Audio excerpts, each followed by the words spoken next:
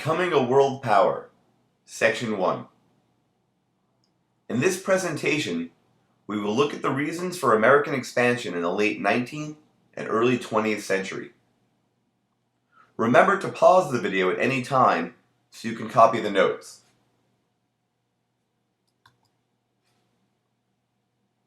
If you recall from earlier in the year, when we talked about Manifest Destiny, America had wanted to expand the size of the nation.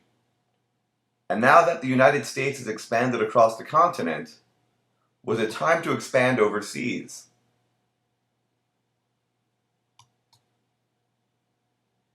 Many Americans resisted expansion.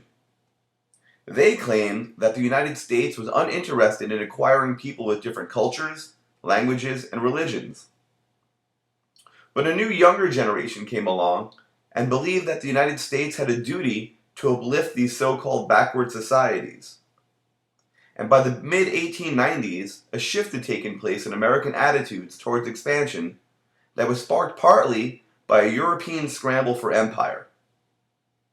Between 1870 and 1900, the European powers seized 10 million square miles of territory in Africa and Asia, a fifth of the world's landmass. In the United States, a growing number of people grew fearful that the country might be closed out in this struggle for global markets and raw materials. With all these countries acquiring land throughout the world, America didn't want to miss out. This new generation of imperialists had several reasons for expansion. And they were: 1.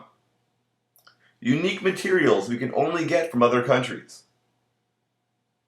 While America was certainly producing its own goods from different materials, there are certain materials we can only acquire from other countries, and expansion to those countries or trade with those countries would be the only way to get them.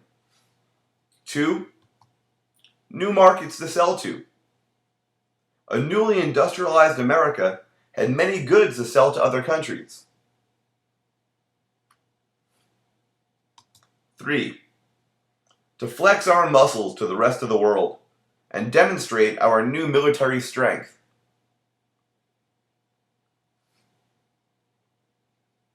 4. To establish military bases overseas to protect our new interests. As we're acquiring new territory around the world, we're going to need military bases to protect these acquisitions. And finally, 5. The belief that our culture was superior to others, and it was our duty to spread our culture, politics, and religion to other nations. Together, these beliefs that were based on the concept of manifest destiny, as well as this new generation of imperialists, will lead the United States into a brand new era, an era of imperialism. See you soon for Section 2, and remember, rock on!